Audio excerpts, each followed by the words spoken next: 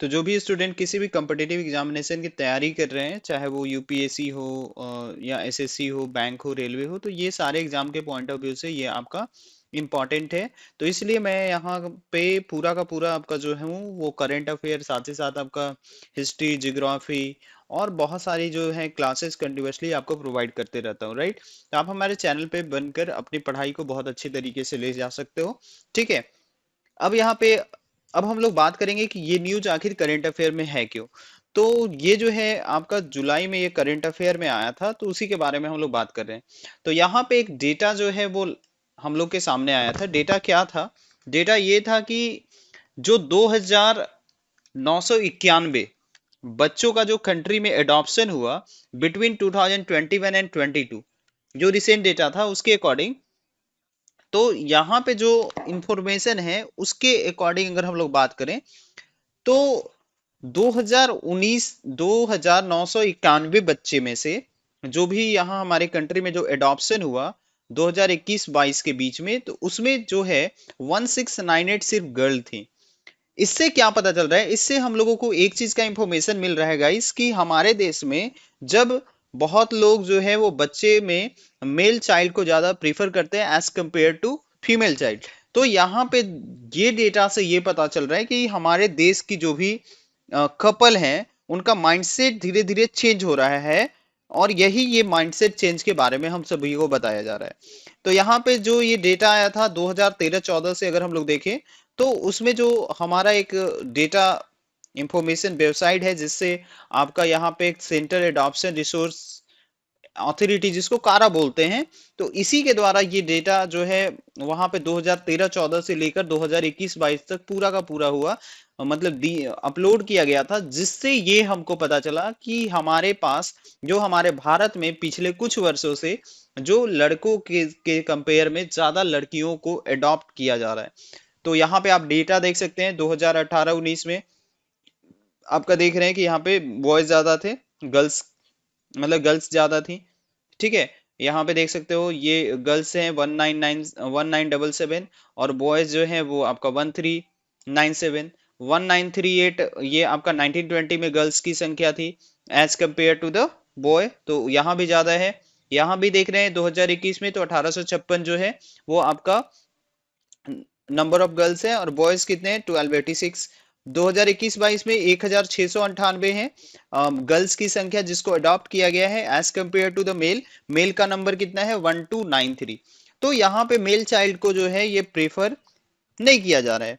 तो इससे ये पता चल रहा है कि हमारे देश में जो भी कपल हैं या लोगों का माइंडसेट अब चेंज हो रहा है। जो भी पहले जेंडर डिस्क्रिमिनेशन होता था अब वो नहीं किया जा रहा है, क्योंकि जब एडॉप्ट लोग ज्यादा लड़कियों को कर रहे हैं as compare to male child, तो इससे ये पता चल रहा है कि वो बर्थ भी देना चाहते हैं एज कंपेयर, मतलब गर्ल्स को ज्यादा वो प्रेफर कर रहे हैं, ठीक है। जो कि पहले हम लोग जानते थे कि बहुत बार जो है वो आपका एबॉर्शन करा लिया जाता है at the time of the birth ही, कि पहले क्या होता था कि गर्ल चाइल्ड अगर पता चल जाता था तो उनको जो है अबॉर्ट कर दिया जाता था। तो यहाँ पे जो है इस चीज को इस डेटा से पता चल रहा है कि हमारे देश में जो है इस चीज पे फोकस किया जा रहा है। अब अगर हम लोग बात करें तो what do you mean by the adoption in the legal term, हम लोग किस चीज को एडॉप्शन के कैटेगरी में कंसीडर कर सकते हैं? तो एडॉप्शन एक फॉर्मल प्रोसेस है जिसके थ्रू चाइल्ड को जो है वो परमानेंटली जो उनके बायोलॉजिकल पेरेंट्स होते हैं, जिन जो माता पिता ने उनको जन्म दिया, तो वो जो बायोलॉजिकल पेरेंट्स होते हैं वो अलग होकर जो है, अगर उनको सेपरेट हो जाते हैं या किसी तरीके से बिछड़ जाते हैं या फिर उनके माता पिता की डेथ हो जाती है, तो वो जो है, या फिर जो उनके बायोलॉजिकल पेरेंट्स हैं उनका शादी हो गया किसी दूसरे मेल या फीमेल के साथ, तो वहां पे वो क्या करते हैं कि उसको उनको एक्सेप्ट नहीं करते हैं। तो उस केस में क्या होता है कि वो एडॉप्शन का एक फॉर्मल प्रोसेस होता है, जब वो उनको एक्सेप्ट नहीं करते हैं तो वहां पे लॉफुल चाइल्ड को वहां पे क्या, पेरेंट जो हैं जिनके पास बच्चे नहीं है और जो दूसरे बच्चे को गोद लेना चाहते हैं, वो लॉफुली उनको गोद लिया जा सकता है, ठीक है। मतलब वो बच्चे जो भी आपको पर्सपेक्टिव जो पेरेंट्स हैं वो वहां पे जो है वो बच्चे को गोद ले सकते हैं। उसके बाद एडॉप्टेड चाइल्ड सारा राइट्स उसको मिलेगा, सारा जो उनके जो राइट्स होते हैं, सारा जो उनको प्रिविलेज होते हैं, सारी जो रिस्पॉन्सिबिलिटी होती है, वो जिस तरीके से बायोलॉजिकल चाइल्ड की होती है उसी तरीके से जो एडॉप्टिव पेरेंट्स हैं वो उनको देना पड़ेगा।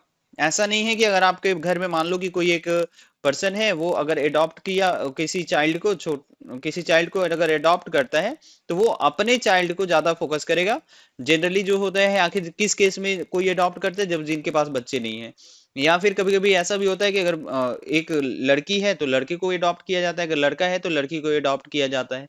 तो उस केस में जो है बायोलॉजिकल चाइल्ड और उसमें डिस्क्रिमिनेशन नहीं होना चाहिए। तो यही यहाँ पे एडॉप्टेड चाइल्ड सारा का सारा राइट एंजॉय करेगा, जैसे बायोलॉजिकल चाइल्ड जो है वो जो राइट्स आपका एंजॉय करता है।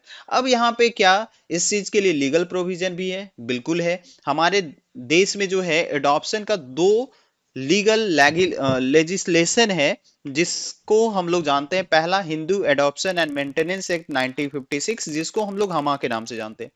तो ये जो हमा है, ठीक है, तो ये जो हमा है एक है, ये मतलब पूरा लेजिस्लेशन है, लीगल प्रोविजन है। दूसरा एक जो है आपका juvenile justice care and protection of the children act 2015, ये भी दूसरा एक लीगल प्रोविजन है। इससे क्या है कि ये पूरा का पूरा जो है वो फोकस करता है कि चाइल्ड जो है वो जो एडॉप्ट हो रहे हैं उनका केयर करना, प्रोटेक्शन करना। तो उस चीज के लिए ये दो चीज, अगर कोई भी अगर कुछ गलत तरीके से होता है तो ये दो रूल्स वहां पे आपका आता है। पहला तो Hindu adoption and maintenance act 1956, जिसको हम लोग हमा के नाम से जानते हैं। और दूसरा juvenile justice care and protection of the children act 2015। इसमें ऐसा नहीं है, उसके बाद जो है मॉडल रूल भी आया 2016 में और एडॉप्शन रेगुलेशन 2017, तो वो इसी के अंदर इंक्लूड किया गया है। ठीक है। अब लीगल प्रोविजन में क्या है कि कारा यहाँ पे मेन जो होता है, वो सबसे मेन फंक्शनिंग नोडल एजेंसी कौन है? कारा। ये कारा जो है मतलब वो आपका मेन नोडल एजेंसी है जो ये पूरा का पूरा एडॉप्शन का प्रोसेस को मॉनिटर करती है। इसीलिए इसका जो इंफॉर्मेशन आया जो 2018-19 से लेके अभी जो उसके वेबसाइट पे जो मैंने एक ये स्लाइड आपको दिखाया था, ये उसी की वेबसाइट पे अपलोड किया गया था। ये जो फोटो है, तो ये जो पिक्चर है वो आपका उसी की वेबसाइट पे अपलोड किया गया था, जिससे हम लोगों को ये पता चला। तो यहाँ पे कारा फंक्शन क्या करता है? As a monitoring agency for the adoption in India. CARA का मतलब कभी कभी एग्जाम में आपका पूछ लिया जाता है सेंट्रल एडॉप्शन रिजर्व अथॉरिटी। अब यहाँ पे एक डेटाबेस है जो चिल्ड्रन का रजिस्ट्रेशन के लिए जो भी प्रोस्पेक्टिव पेरेंट्स हैं उनका जो है एक सेंट्रलाइज होता है, जिसमें जो है child adoption resource information and guidance system, जिसको हम लोग बोलते हैं केयरिंग, जो भी इसका मॉनिटरिंग कौन करता है? ये कारा ही करता है। तो वहां पे क्या होता है कि वो एक डेटाबेस है जिसमें चिल्ड्रेन और रजिस्टर्ड ऑफ प्रोस्पेक्टिव पेरेंट्स जो होते हैं, जो गोद लेने जाने वाला बच्चा है, मतलब जो पेरेंट्स को गोद लेना है, और जो बच्चा जो है एडॉप्शन के लिए एलिजिबल है, तो वो वहां पे जो है वो दोनों वहां पे उस केयरिंग पे मतलब एक तरीके से पूरे अच्छे तरीके से उनका जो है रजिस्ट्रेशन होना चाहिए। और जो रजिस्ट्रेशन जो डेटाबेस पे होता है that is called caring child adoption resource information and guidance system. तो उसमें वहां पे जो है वो डेटाबेस पे आपको जितने भी बच्चे हैं एडॉप्शन के लिए या फिर जो भी पेरेंट हैं जो एडॉप्ट करना चाहते हैं बच्चे को, तो वो वहां पे रजिस्ट्रेशन उनका जरूरी है और दोनों को देखा जाता है कारा के द्वारा, मतलब सेंट्रल एडॉप्शन रिसोर्स अथॉरिटी के द्वारा। अब यहाँ पे प्रिंसिपल ऑफ एडॉप्शन है क्या? आखिर क्यों हम लोग, मतलब इसका सिद्धांत क्या है? तो सबसे पहले फंडामेंटल प्रिंसिपल ये है एडॉप्शन का कि यहाँ पे interest of child is the most important. ऐसा नहीं है कि मतलब किसी भी बच्चे को आप पकड़ के बोल सकते हैं कि आप इसको ले जाओ, आप इसका देखभाल करो। तो सबसे पहले फंडामेंटल जो है, अगर हमसे बात करें कि फंडामेंटल प्रिंसिपल जो एडॉप्शन के लिए होता है, वो यही कहता है कि interest of child is the most important and preference is given to the place the child in the adoption with the Indian citizen with due regard to the principle of placement of the child in his socio-cultural environment as far as possible। तो यहाँ पे जो है preference ये भी दिया जाता है कि जो भी बच्चे का एडॉप्शन होता है भारत में, ठीक है, तो वहां पे जो है उनको प्लेस मतलब प्रिंसिपल ऑफ प्लेसमेंट चाइल्ड का सोशियो कल्चरल इन्वायरमेंट में होना चाहिए। ऐसा नहीं कि सामाजिक भेदभाव में आप उसको रख रहे हैं, तो उसके साथ साथ समाज और कल्चर का इन्वायरमेंट में रखना है, जहां तक कोशिश किया जाए उसको समाज से जोड़ कर रखना है, और एक उसके साथ किसी भी तरीके का कोई गलत जो है एक्टिविटी नहीं होना चाहिए। तो इस चीज के लिए यही है प्रिंसिपल ऑफ एडॉप्शन। और इसके लिए मोस्ट इंपॉर्टेंट चीज है कि वो बच्चा इंटरेस्टेड होना चाहिए उस पेरेंट के साथ जाने के लिए। अगर वो इंटरेस्टेड नहीं है, देन आफ्टर वो बच्चे को अडॉप्ट नहीं कर सकते वो पेरेंट। ठीक है। अब यहाँ पे हम लोग बात करेंगे कारा है क्या, because this is the very important part, क्योंकि this is the monitoring body. अब ये कारा एक स्टैट्यूटरी बॉडी है। Statutory body means this is not a constitutional body. ये कॉन्स्टिट्यूशन में नहीं बनाया गया था। इसको कोई भी बॉडी को अगर बाई लॉ बनाया जाता है, तो यहाँ पे इसको जो है बाई लॉ जो है वो पार्लियामेंट में पास करके इसको बनाया गया था, दैट इज नोन एज कारा। तो कारा जो है सेंट्रल एडॉप्शन रिसोर्स अथॉरिटी जो है वो एक स्टैट्यूटरी बॉडी है जो बनाया गया था juvenile justice care and protection of the children act 2015 के अनुसार। और यहाँ पे कारा ये फंक्शन करता है नोडल बॉडी के रूप में, जिसमें भारतीय जो भी बच्चे होते हैं, इंडियन जो चिल्ड्रन होते हैं, उनको अडॉप्ट करने के लिए और इनको मॉनिटर करना, रेगुलेट करना हमारे कंट्री में, या इंटर कंट्री जो एडॉप्शन होता है तो उसमें भी ये जो है कारा बहुत अच्छे तरीके से उभर कर आता है या फंक्शन करना है। अब यहाँ पे जो है ये जनरली किसके साथ प्राइमरीली डील होता है, जब एडॉप्शन ऑफ द ऑर्फन, कोई बच्चा ऐसा है जो अनाथ है, जिसके मम्मी पापा की डेथ हो गई। ठीक है, जैसे कि अभी कोरोना काल में बहुत सारे बच्चे जो हैं वो ऑर्फन हो गए थे, तो उनको भी यहाँ पे कारा के अंदर रजिस्टर करा दिया गया। उसके बाद जो है एबंडेंट हो गए, मतलब उनके बच्चे को उनके जो बायोलॉजिकल पेरेंट्स हैं वो उनको एक्सेप्ट नहीं कर रहे हैं।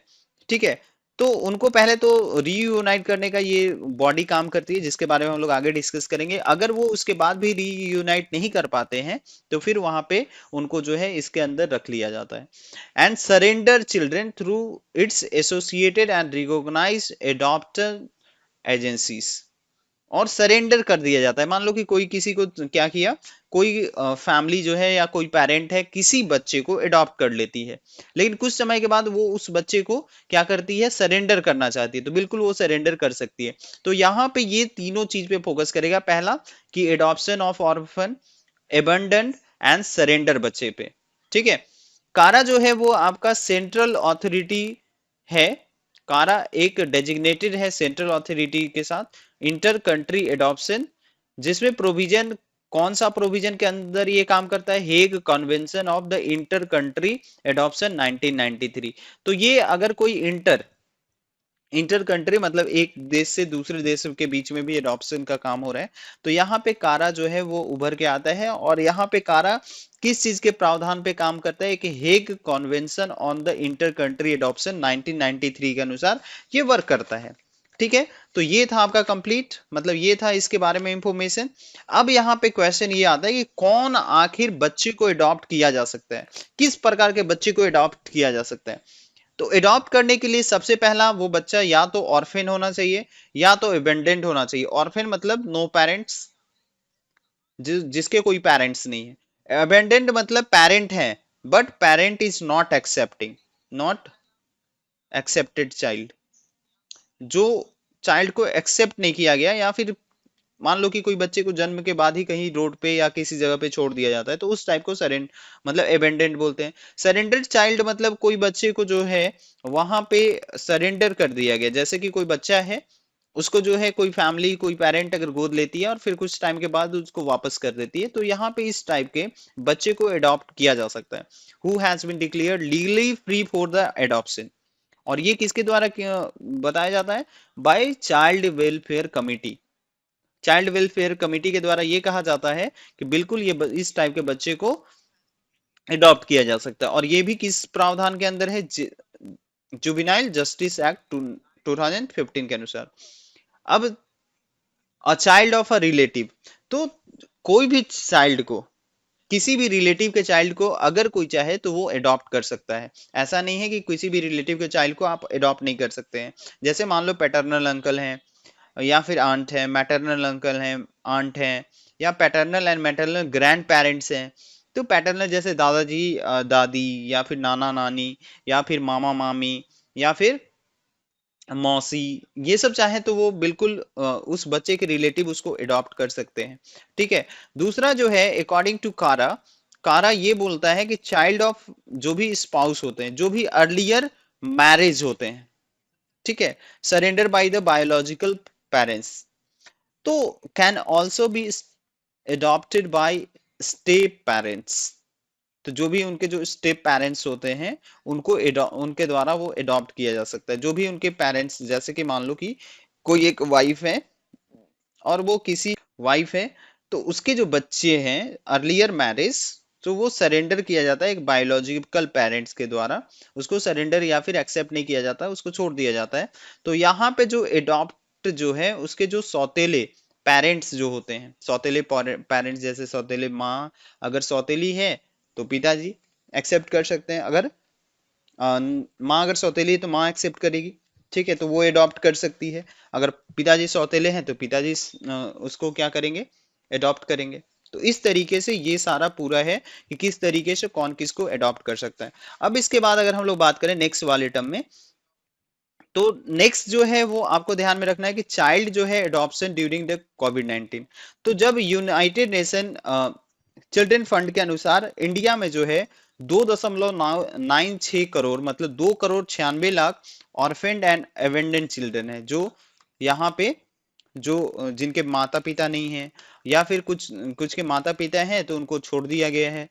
तो यहाँ पे जो है इतने बच्चे जो हैं वो आपके यूनाइटेड नेशन चिल्ड्रन फंड के अनुसार जो है वो ऑर्फेंड हैं। उसके बाद एनुअल रिपोर्ट जो 2020-21 में आया था ministry of women and child development के द्वारा, तो नोटेड ये किया गया था कि 56 लाख जो हैं वो आपके रह रहे हैं 7164 चाइल्ड केयर इंस्टीट्यूशन में।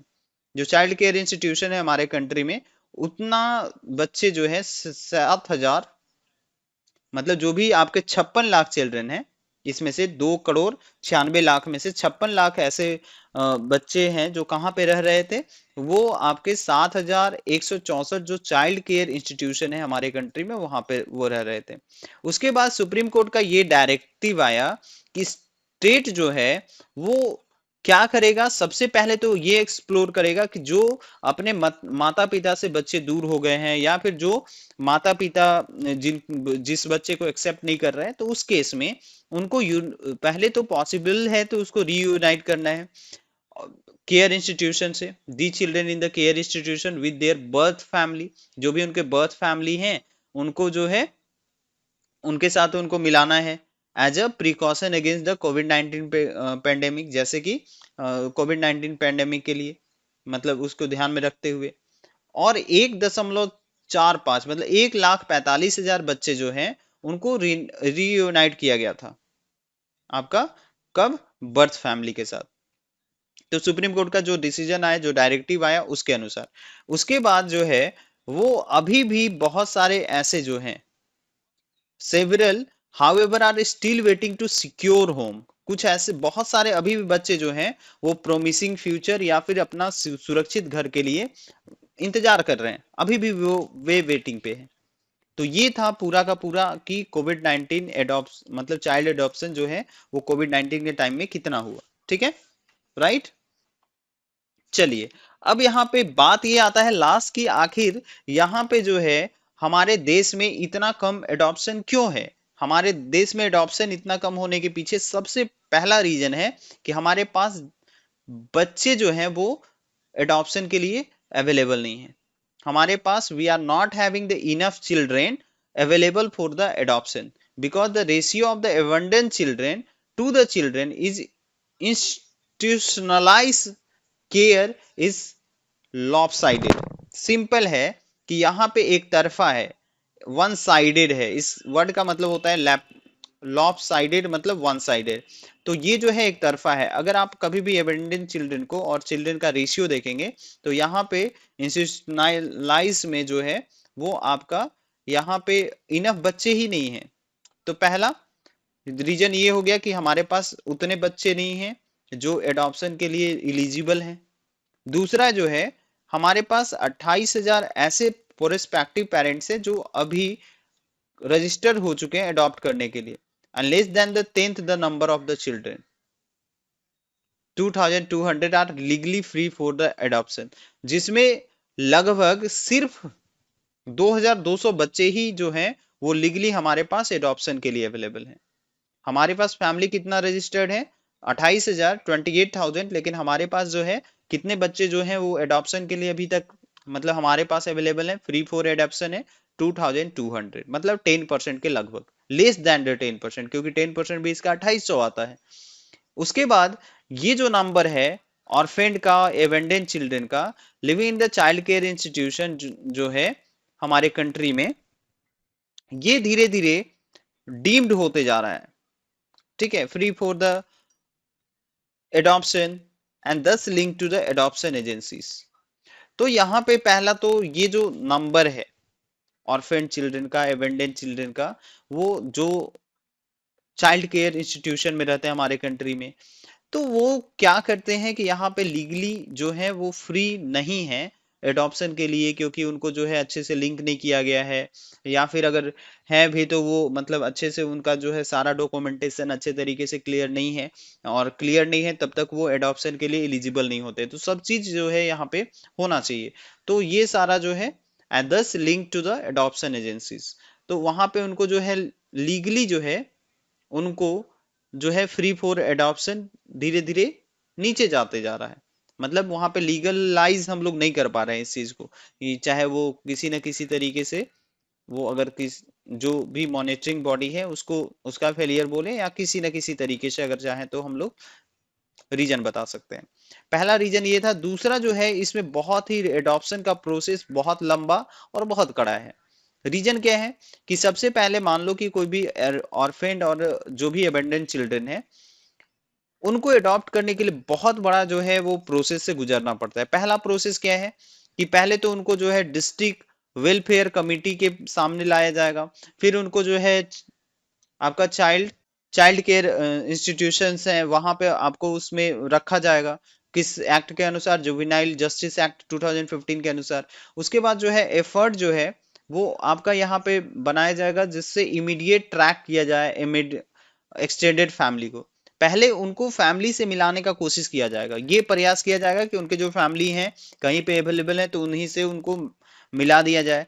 अगर नहीं होता है तो रीयूनाइट देम, उनको मिलाकर उनको रीयूनाइट करने का प्रयास किया जाता है। पहला प्रयास ये होता है, डायरेक्टली कोई भी बच्चा अगर आता है तो वहां पे उसको जो है एडॉप्शन के लिए एलिजिबल नहीं हो जाता, तो पहले उसके जो बायोलॉजिकल पेरेंट हैं या फिर उसके जो इमीडिएट पेरेंट हैं, एक्सटेंडेड फैमिली या इमीडिएट फैमिलीज जो भी हैं, उनसे मिलाने का कोशिश किया जाता है।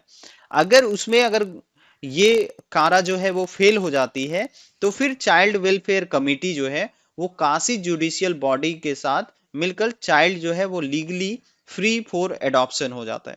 उसके बाद डिस्ट्रिक्ट चाइल्ड प्रोटेक्शन यूनिट जो है उसको एडॉप्शन एजेंसी और चाइल्ड को क्या करता है, लिंक करता है किसके साथ, कारा के साथ, कारा के साथ रजिस्टर कर दिया जाता है। फिर उसके बाद उस बच्चे का मेडिकल रिपोर्ट बनाया जाता है, चाइल्ड को फिर मैच कराया जाता है कि जो भी उसके प्रोस्पेक्टिव पेरेंट्स हैं, after the home study is taken by the कारा अथॉरिटी, तो यहाँ पे उनका मेडिकल रिपोर्ट बनाया जाता है। फिर उसको चाइल्ड को देन मैच किया जाता है कि प्रोस्पेक्टिव पेरेंट्स के साथ कि जो भी उनका घर का जो मतलब माहौल है किस टाइप का, चारा अथॉरिटी मतलब कारा अथॉरिटी के द्वारा जो भी उनका वहां पे होना चाहिए वो सारा चीज मैच किया जाता है। ये बच्चा वहां पे सरवाइव कर पाएगा, रह पाएगा या नहीं रह पाएगा, उसको किस टाइप का माहौल का बच्चा है, तो उसके अकॉर्डिंग उसको वहां पे भेज दिया जाता है। अब यहाँ पे बात करते हैं कि आखिर यहाँ पे सजेशन क्या है इससे रिलेटेड। सजेशन यही है कि इसमें क्या रिफॉर्म्स की जरूरत है, जिसमें ज्यादा से ज्यादा बच्चे को सीसीआई के अंदर लाया जाए, और ताकि ज्यादा से ज्यादा पेरेंट जो है जैसे मतलब एडॉप्शन प्रोसेस को और स्मूथली चलाया जाए, जिसमें जो भी बच्चे आपका सीसीआई में रह रहे हैं वो किसी न किसी फैमिली के साथ अच्छे तरीके से केयर में रहें। ठीक है। उसके बाद यहाँ पे अगर हम लोग देखें तो कुछ यहाँ पे इनऑर्डिनेट वेटिंग टाइम को कम करने का भी किया जा रहा है, क्योंकि बहुत सारे ऐसे भी प्रोस्पेक्टिव पेरेंट्स हैं जो रजिस्टर किए थे कारा के साथ 2018 से पहले, लेकिन अभी तक उनको जो है एडॉप्शन का बच्चा नहीं मिला, मतलब बच्चा अडॉप्ट करने के लिए नहीं मिला।